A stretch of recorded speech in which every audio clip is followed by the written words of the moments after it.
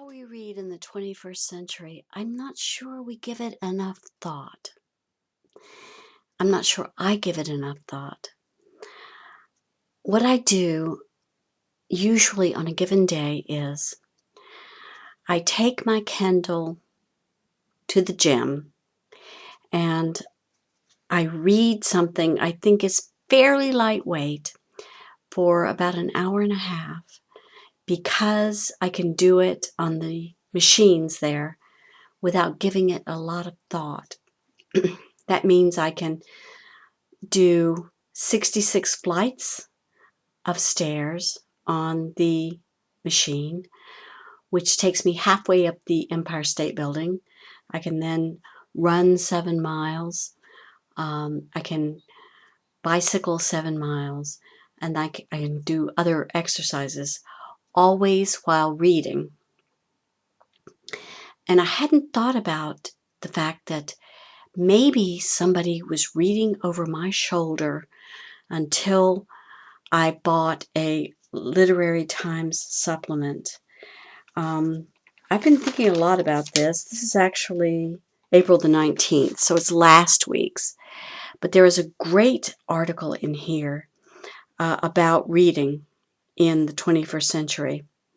There are 2 books. One is by Piper, that's his last name. Book was there. And one is by, I'm not sure, Julian Pender, from Codex to Hypertext. And it's actually about some of it is about what we give up in order to be able to have the convenience of reading on things that are, portable. And as I said, I hadn't thought about it because I do it so much. But both of these books are really good to look into. And it's also about something that Harold Bloom said, which is real reading is a lonely activity and does not teach anyone to become a better citizen. I really like that quote because I have spent a lot of time just reading for the sake of reading, not because I thought it would improve me or make me a better person or any of those superficial things. And yet, I also want to be able to read privately. I mean, I really think Harold Bloom is right. Reading is something between me and the author or the writer who has written the words I'm reading. It shouldn't be about everybody in the world being able to look over my shoulder.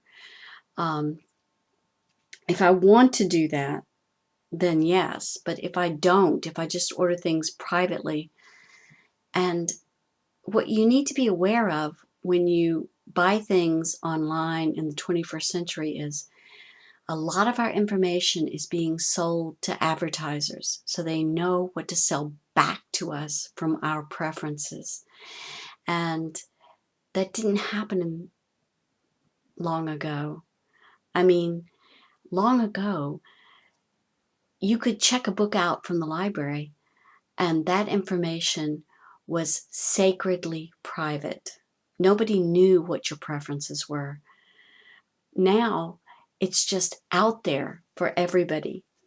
And maybe we need to think about how to get our privacy back so that we can actually read again in solitude.